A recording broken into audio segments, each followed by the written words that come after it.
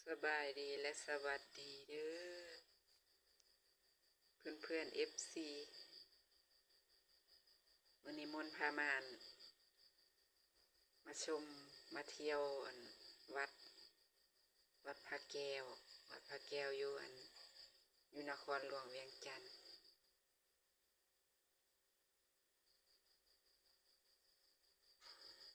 มันก็บ่เคยมาจากเทื่อดอกหาแต่มาเทื่อนี้เทื่อแรกเทื่อทำอิฐโชว์ชมบริเวณด้านนอกนำกันก่อนเด้อแดดก็ร้อนแดดร้อนว่าเด้นี่บ่ได้เอาห่มบ่ได้เอาหมวกหยังเลยเด้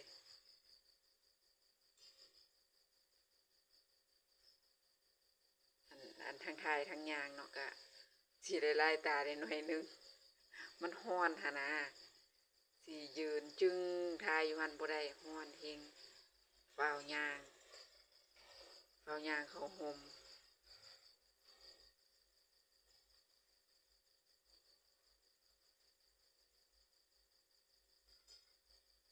ขออภัยเด้อขออภัยนำ FC เด้อคันลายตาก็ได้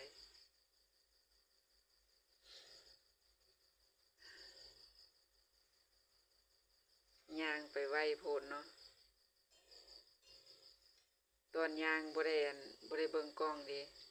ก้มหน้าย่างมันร้อนแฮง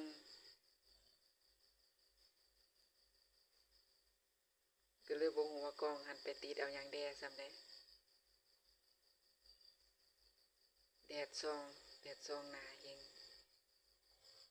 เลยจับยึงไปเรื่อยๆเลยหาลางเทื่อกล้องหันไปทางหนึ่งคนหันไปทางหนึ่ง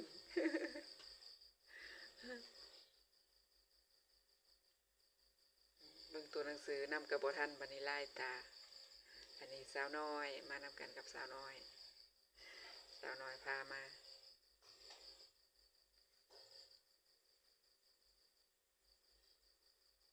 ให้ให้โบราณเนาะ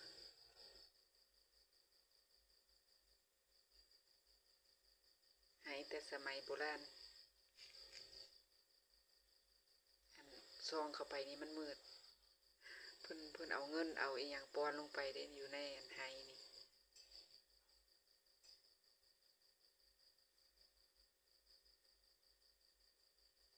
ไหก็เพียงคอเฮาพี่เด้ไหหั่นอันนี้มันเงาไม้เพิ่นเอามาแกะสลัก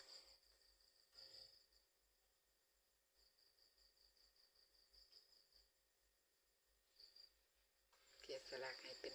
รูปสัตว์ต่างๆ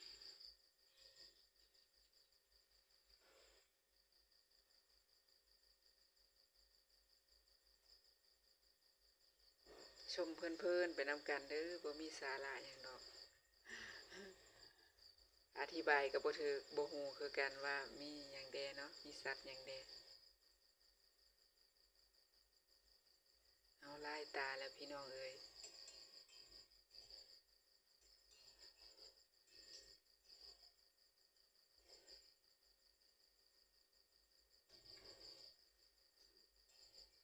อันนี้แหละแม่นวัดศรีสะเกษตอนแรกหันไปวัดศรีสะเกษก่อนดีออกจากวัดศรีสะเกษแล้วจังงั้นไปไปหอพระแก้วแต่ว่าเอามาต่อกันแล้วมาเอาวัดพระแก้วมาเป็นอันแรกเอาวัดพระแก้วมาเป็นอันแรกเอาวัดศรีสะเกษมาไว้ข้างกลางอันนี้เราเป็นย่างอยู่ในวัดโอ้ยลายตาบ่พี่น้องเอ้ยผู้เบิ่งนี่ก็ยังลายตาเนาะอันนี้ละแม่นวัดไสเนาะบาดนี้วัดศรีสะเกษนั่นล่ะ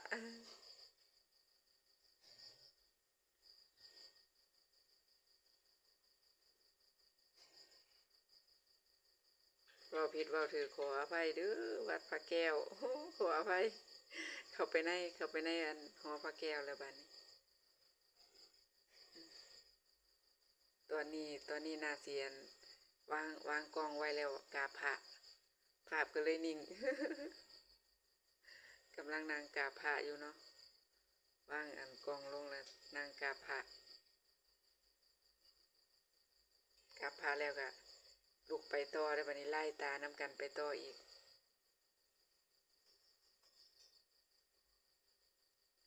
ก็มีอันสิ่งของโบราณเนาะอยู่ทางในแต่ว่าบ่ฮู้ว่ามีหยังเด้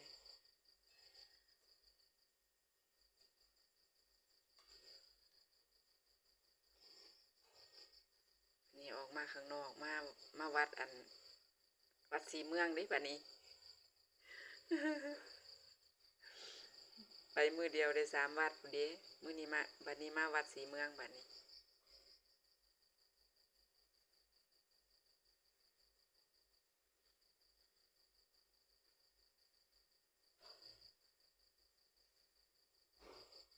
ให้เบิ่งอันเทิงอีหยังของเอิ้นว่าหยังเทิงอันนี้เป็นทางเข้าวัดสีเมือง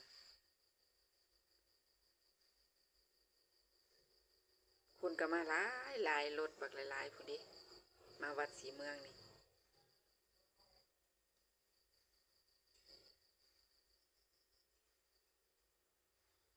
เพิ่นมาเจิมรถนะ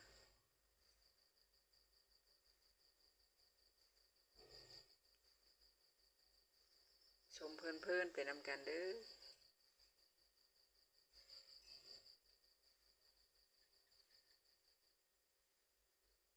คนพากันไล่ตาแล้วแม่ว่ายางเนาะ แดดร้อนก็เลยบ่ได้ย่างอันย่างซ่าๆก็เลยย่างไวๆนะย่างไวๆแล้วบัดนี้กล้องมันก็ไปไวซั่นตัวคนก็หลายแต่ว่าก็บ่อยากให้ติดคนปานใดนะลบคนเด้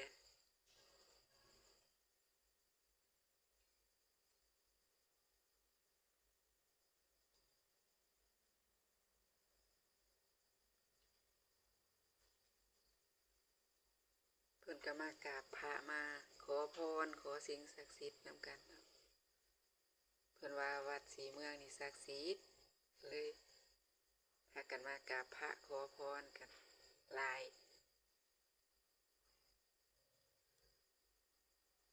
อยู่หอพระแก้วมันบ่มีคนหลายอยู่วัดสีเมืองนี่คนหลายนะ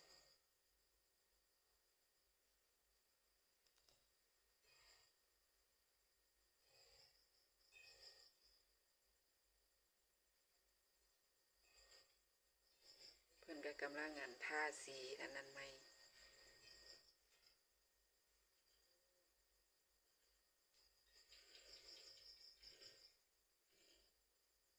อันนี้แม่นหยังเนาะจำบ่ได้แล้ว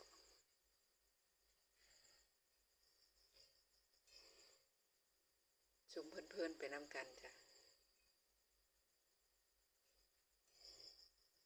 สิอธิบายไปก็อธิบายบ่ถูกเนาะ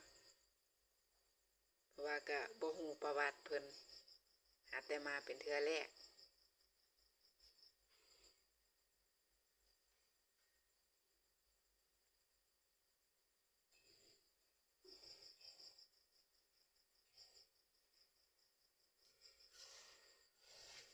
ย่างไปเรื่อยๆย่างไปเรื่อยๆตอนนี้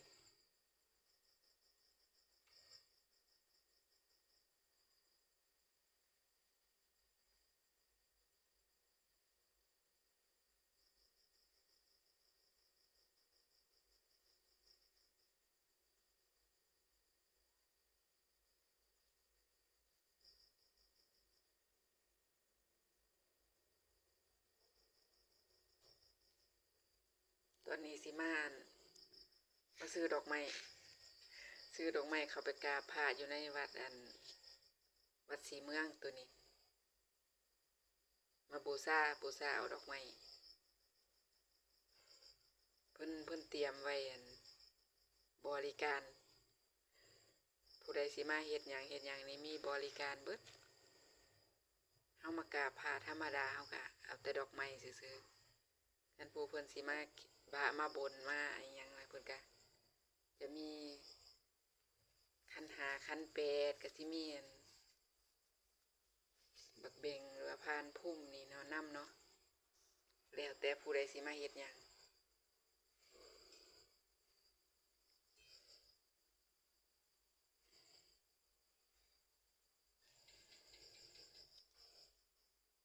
ตอนนี้ก็ย่างไปเนาะก็ลายตาได้หน่อยนึงเนาะบ่ว่าแต่หน่อยนึงละหลายเติบ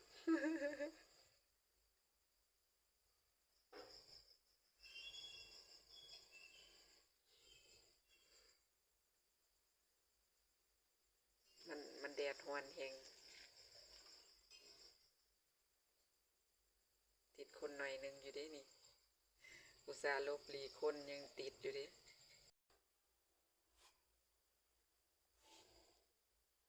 ย่างชมอันไปเพิ่นๆนำกันเด้อพี่น้องอันนี้มันแถวด้านนอกของงานวัดพระแก้ว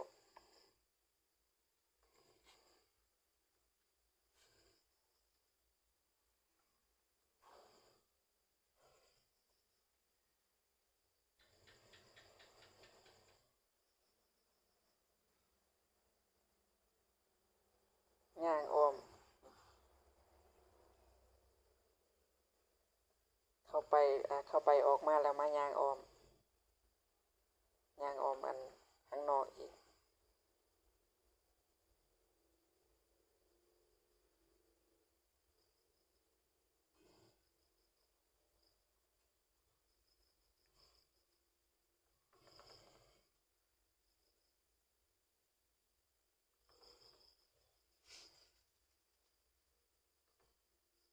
มาถ่ายทางด้านนอกให้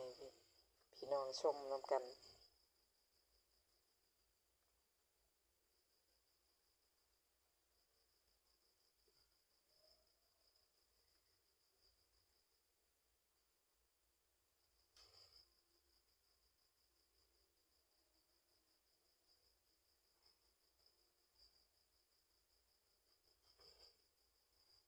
บ่มีสาระหยัง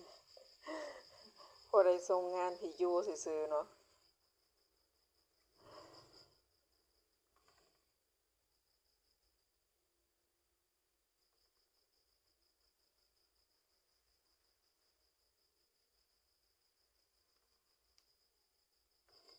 ใส่ยางอันเพิ่นรดน้ำมันแห้งแล้งเหลือเกิน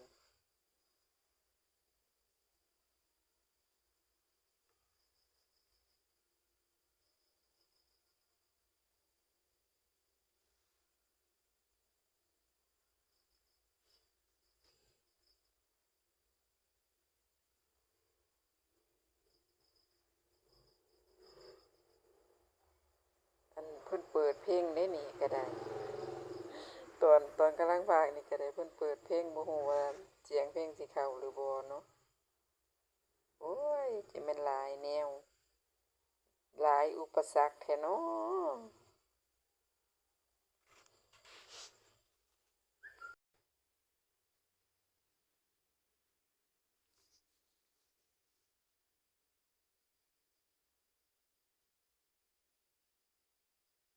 อันนี้มัน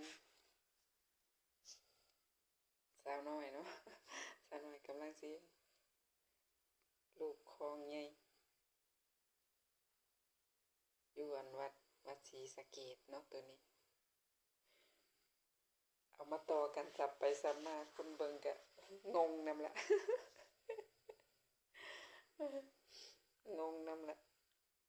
ไปทั้งวัดอันศรีสะเกษไปทั้งวัดอันศรีเมืองไปทั้งอันวัดพระแก้วก็บ่อยู่ไกลกันหั้นนะวัดพระแก้วกับวัดศรีสะเกษนั่นข้ามทางไปก็แม่นหั้นนะ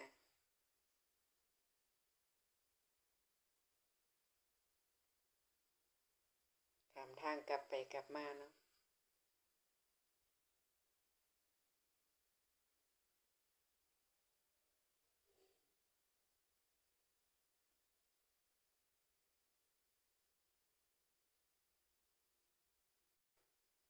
นี้ก็ไว้ซ้ำนี้ก่อนเด้อขอบคุณสำหรับทานผู้ชมให้จนจบขอให้ทุกคนเฮงๆปังๆขออันใดขอให้ได้เด้อมากราบพานำกันแล้วขอให้ทุกคนสุขภาพร่างกายแข็งแรงร่ำรวย